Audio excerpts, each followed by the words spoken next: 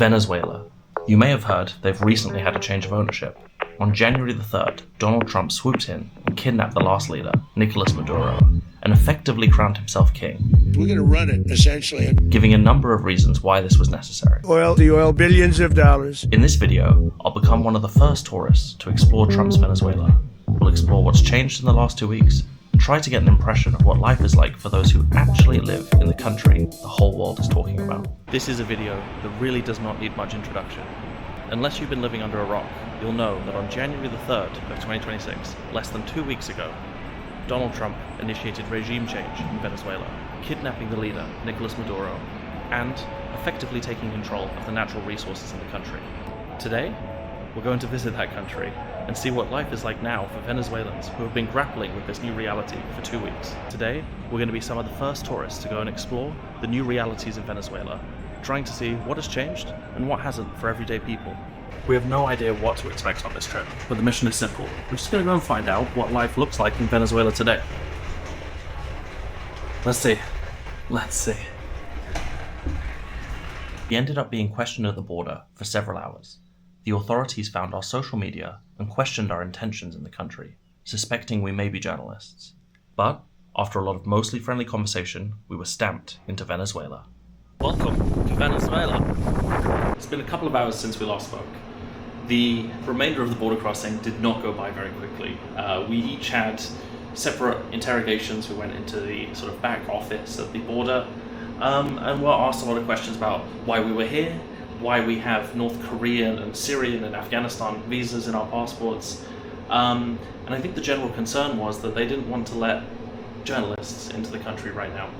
These border control people are the same people that would have been working under Maduro. Functionally, nothing has changed there since the 3rd of January.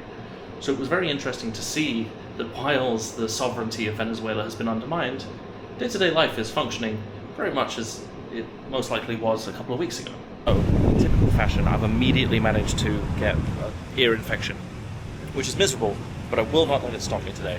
So, we're here at Todo Pharma. We're going to see what a Venezuelan pharmacy looks like right now. First things first, however, make sure to keep your guns at home. You can see that in here all of the shelves are actually really well stocked. The problem is, the currency you see here, the Venezuelan bolivar, is about 330 to $1, which means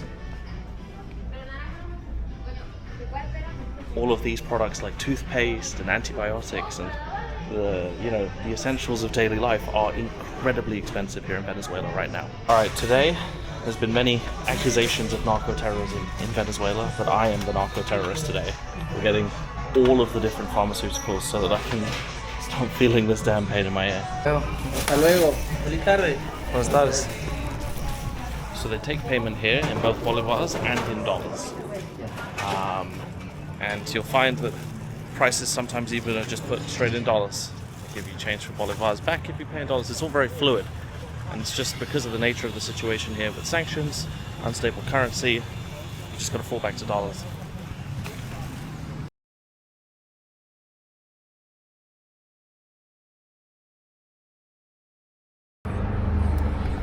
Margarita historically has been a tourist hub, so we have Chinese, we have Persian, we have Russian even, and of course the Spanish sign for the airport. Venezuela is home to the world's largest oil reserves, which has become a famous fact in the last couple of weeks. And we heard lots of news reports, there's lots of stories that the gas stations are backed up, there's massive queues and it's impossible to fill up your car. But we're out here in this rural part of Margarita, and we've got a concierge service to fill up. I can't imagine Chevron has changed things quite that quickly. ¿Qué playa mejor? Por aquí, Punta Arenas. ¿Punta Arenas? Sí. La vida aquí, ¿todo bien? Sí, no. Ahora? It's beautiful. Sí, fino. Sol, Sí. comida. I mean, as you've seen there, and one thing that has to be stressed is, even from, this guy here, who's given us petrol, to the people at border security, everyone has really been tremendously friendly. It's easy to fall into this trap of thinking you come from so-called enemy country, and you're going to be received with hostility, especially when, you know, the wounds in this case are so fresh. But it's not the case at all. Everyone's been very happy to see us. I think they're happy to have tourism back here. Well, a little bit of tourism back here. So yeah, and he's given us advice on the best beach, so what more could you want? A little drive around the island has immediately taken us to a little national park area where, for about $10 a head, we can get a boat joyride. Alright, let's take a boat ride. Oh, in middle of nowhere, Venezuela.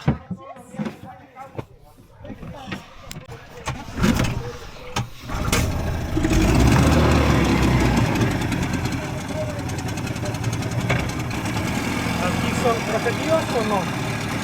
¿Crocodillos? Crocodiles aquí. Oh. Well, crocodile infested waters. Yeah, there's crocodiles. Right behind us here, as we come up, is a military boat.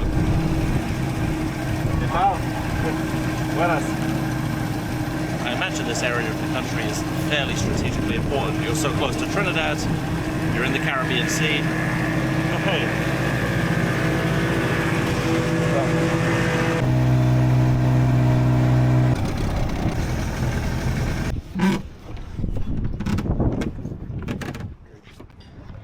Quite pleasant for a war zone, that. All right, we've been dropped off at Venezuela's biggest beach. Oh, a little slice of paradise right here. They got a bar, massive beach. Everybody's lovely. ¿Solo una? Dos. Dos. Pero voy a poner la silla de todas maneras aquí. Ya. Sí. Ok. Todo bien. Can't say no to a beer. Can't say no to a beer. Gracias. Ok. ¿Cuánto? No, later, no problem. Gracias. Ok. Alright, Matt hasn't asked for a beer, but we're going to surprise him with one anyway. To Venezuela. I really like it here. It's great. We've been here about 24 hours and I'm in the flow of things. What's not to love here?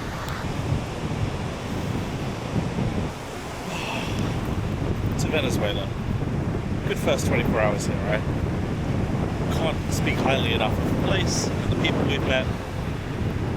Very, very, very much sort of not just matching my expectations, but beating it by some distance. I could spend a lot more time here, to be honest. You can see behind me, there are still a community of people who live here. From what we've heard, it seems they sort of subside here by fishing mostly.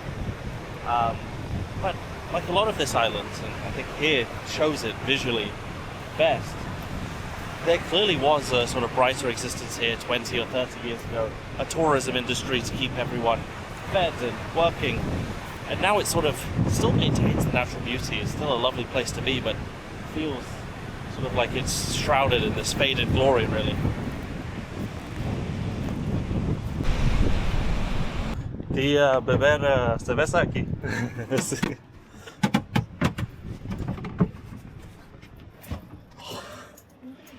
It's getting hot now. It's getting hot. The weather here has been really quite good most of the time, but I am starting to sweat at this point. So, right here in this small village on our drive is a mural to the one and only Hugo Chavez. This man, in 1998, won the elections here in Venezuela and declared the Bolivarian Revolution. This revolution saw a lot of economic and social change within Venezuela. And after his death in 2013, he chose Nicholas Maduro as his successor. And, of course, as you know, Maduro is now in jail somewhere in New York. And the question really remains now whether or not the Bolivarian Revolution, this version of Venezuela, still exists. If you ask our friends at Border Control, they'll tell you that it does. And looking around, the signage will tell you that people here stand with Maduro. But I'd like to dig into that a little bit more. Queremos de vuelta. We want again. Talking about Maduro and his vice president.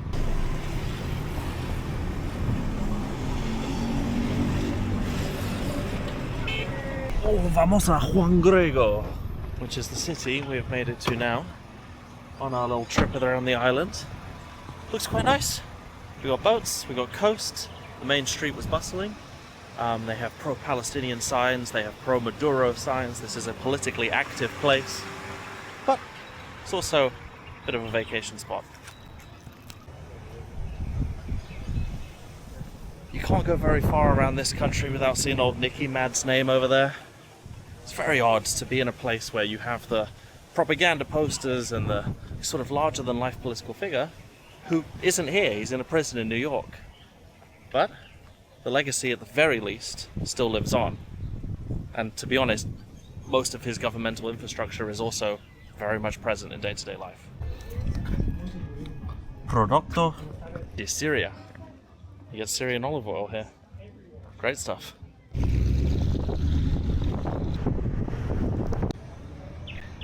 This is in many ways a sort of very typical colonial town of the region. I've always had a soft spot for these kind of places. They're kind of cute. You tend to have a massive church like the one over here, cobblestone streets, nice restaurants, and having this right by the coast with lots of friendly people waving at us. Buenas tardes! It's nice. Good. The vibes are good. You would not think that there had been regime change here 2 weeks ago. It's a very cognitive dissonance thing where hola, hola. Hello. ¿Qué tal? Gracias. I mean, maybe a bit of salesmanship going on there as well, but still, it's nice. It's friendly.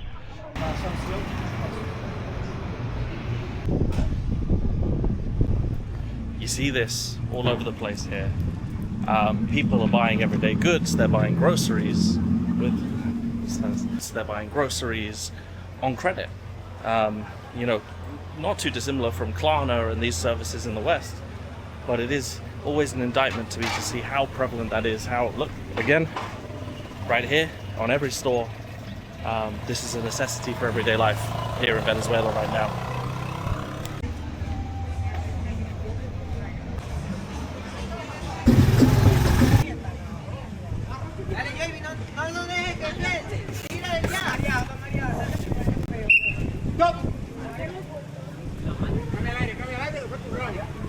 You see a lot of these lively street events. It's usually music, but there's just plenty going on here in Venezuela. The island's vibey, honestly. It's buzzing. It's alive. There were reports, on the 3rd and 4th of January, most people were hiding away at home, but life has very, very much returned now. Much like their neighbors in Colombia, there's just always music ringing out on the streets here. It's nice. It's nice. It really adds to the atmosphere. I'm a pretty big fan of this town and everything we've seen here on Isla Margarita so far. Might be time for a move whilst the property prices are nice and low.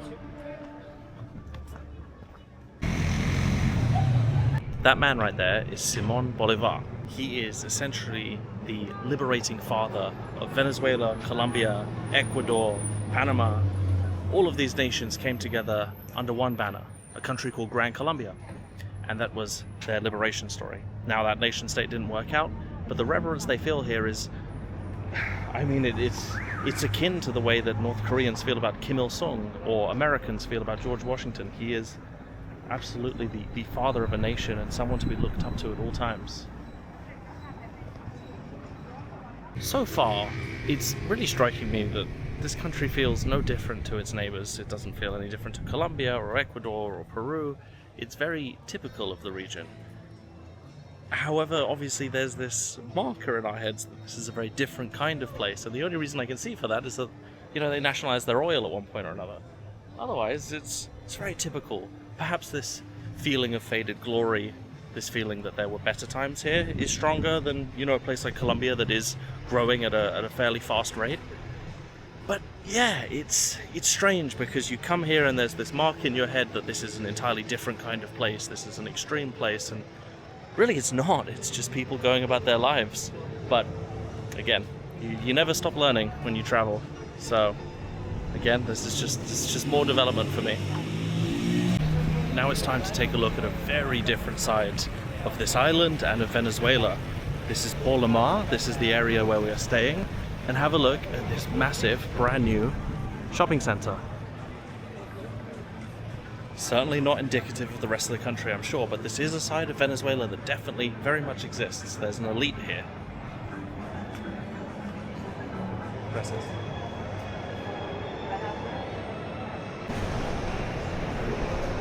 In this shopping center, there are Western brands like Armani. Hugo Boss is open right now. They have expensive PC component stores. You know, this is as nice, if not nicer, than some shopping centers you'll find in the UK and in the West in general.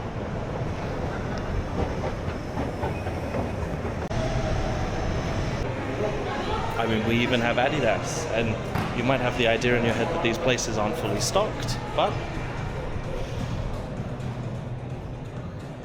looks like an Adidas anywhere else in the world. With the incredibly high level of inflation that's happened in the country, while shops like Forever 21 or Adidas do exist, it's an experience that I'm sure has always been for the few, but now is becoming even fewer and fewer. The people that we met today in Juan Grego, or near the national park, this is not an experience for them, unfortunately. And I think that the disparity has been something that's been a theme of today, and I'm sure will go on as we enter Caracas and further into the country. Not to say that access to Western or luxury brands is the best marker of success in life or success of a country, but just to show you the diversity of experience here in Venezuela. This is not a monolith. This is not a place where life is a war-torn mess. It's also not a place where glitz and glamour is available to everybody. There is much more to it, and I think that it's an important message to share when so much is being said about the country from outside of the country. Anyway, considering the narrative that was so prevalent before I came here, the number of family members who told me I'd die just for coming here, it's quite remarkable to see a place like this where things are stable, life is comfortable, and so many of the amenities that people at home in the West pride themselves on as a marker of how well they're doing exist here in the same abundance. Of course, it's only for the few, but it is an interesting hypocrisy that we engage in. And whilst things are not perfect here in Venezuela, it is fascinating to look at the reality versus, it's a cliche at this point, but the lies that Western media has told us. Tomorrow morning we'll head to Caracas, the city where, just 2 weeks ago, a world leader was kidnapped. We're going to see what life is like there now, and experience the real Venezuelan story told by Venezuelans. If I'm being completely honest, we don't really know what we're walking into in Caracas. The situation here has been surprising, but I think the capital city is going to mark an escalation on this trip. So, subscribe, follow along, and hopefully I'll see you soon.